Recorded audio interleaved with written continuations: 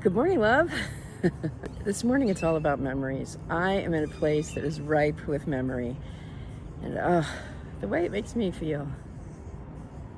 I have actually spent time in one of those cutout windows, just sitting there in the early morning before my family woke up. Look, there's some early birds up there too.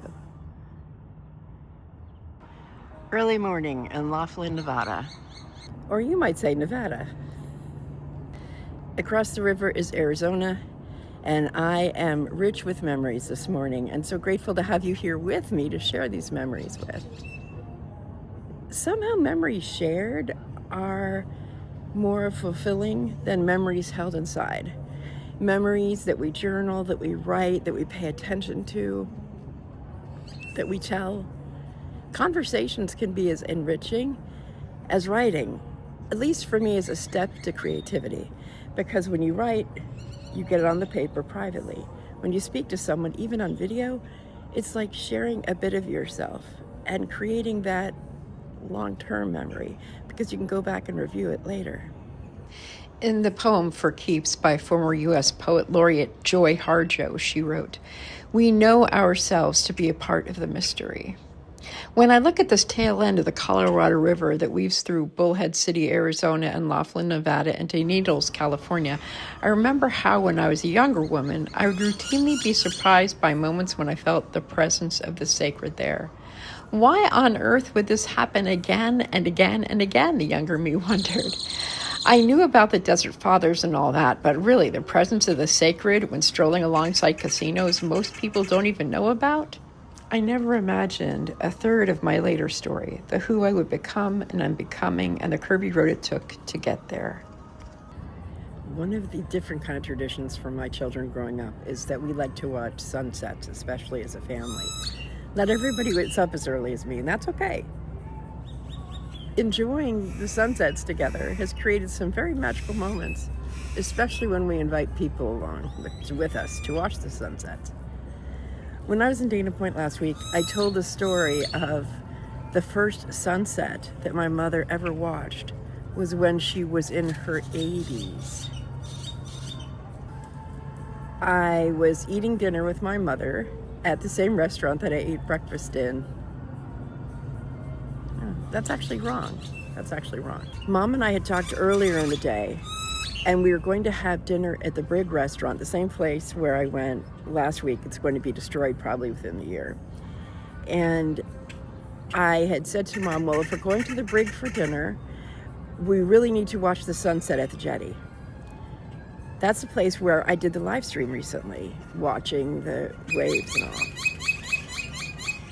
And my mom was a little bit uncomfortable about this. She said, I'm not so sure that Jim will want to do that whole watching the sunset thing. What I didn't know at the time was she was the one that was unsure about watching the sunset. This was not something in her wheelhouse. She was always one of these people who's rush all the time, running. People sometimes ask me or say to me, I don't know how you get so much done. And I'm like, well, you've never seen my mom.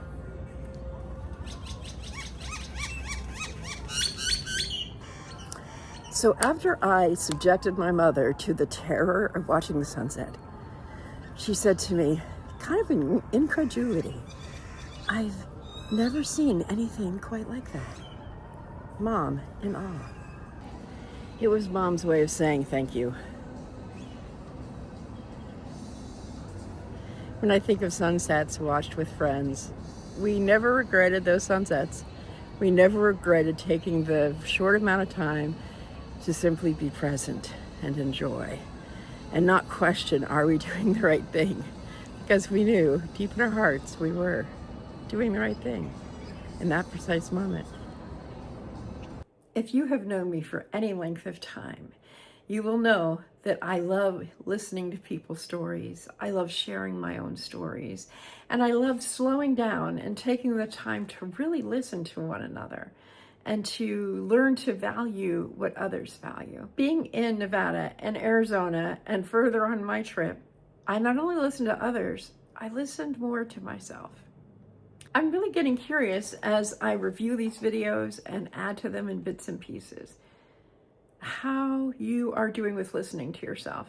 Listen, I've just finished reading a book called Think Again by Adam Grant, coupled with a podcast that I listened to during my travels, and not by Adam Grant, by someone else. I'm just really in kind of a space of awe and wonder as I continue this journey, both on my interior and also in going places, some of which I've never been before, and some of which I visited, and always with you in the passenger seat. Please feel free to ask me questions or make suggestions or add your wisdom to the sunset chasing stories.